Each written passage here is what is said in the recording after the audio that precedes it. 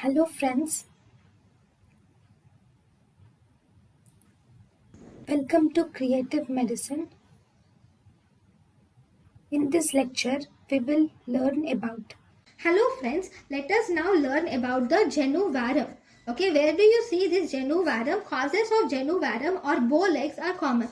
So bow legs are like this, where the medial ends of the angles are nearer to each other. So in genu valgum, the main etiological features are: number one, it can be due to skeletal dysplasia. So this skeletal dysplasia can be either epiphyseal chondrodysplasia or metaphyseal chondrodysplasia or spondyloepiphyseal dysplasia or achondroplasia. So in all those skeletal dysplasias, you can see genu varum.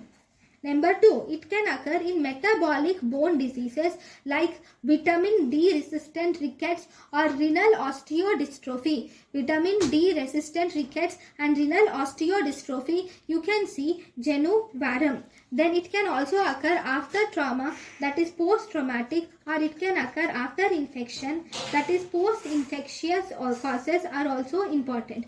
Then there can be tibia vara.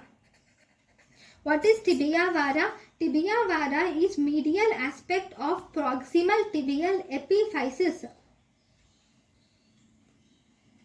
is not properly formed. That means, for example, if this is the tibia bone, it should be like this, right? So this is medial, this is lateral. But here, medial aspect of this epiphysis is not formed. This is not formed. As a result, the knee joint will become weak and the child will manifest with bow legs or genu varum. So tibia vara is one of the causes of genu varum.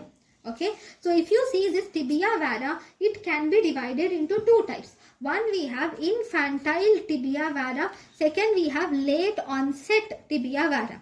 Okay, this infantile tibia vara, in this is also called as Blount's disease. Okay, this infantile tibia vara or Blount's disease is seen less than 3 years of age, whereas late onset tibia vara occurs after 4 to 10 years of age, or in adolescent age group. If it occurs between 4 to 10 years of age, this is called as juvenile tibia vara. If it occurs more than 10 years of age, then we call it as adolescent tibia vara.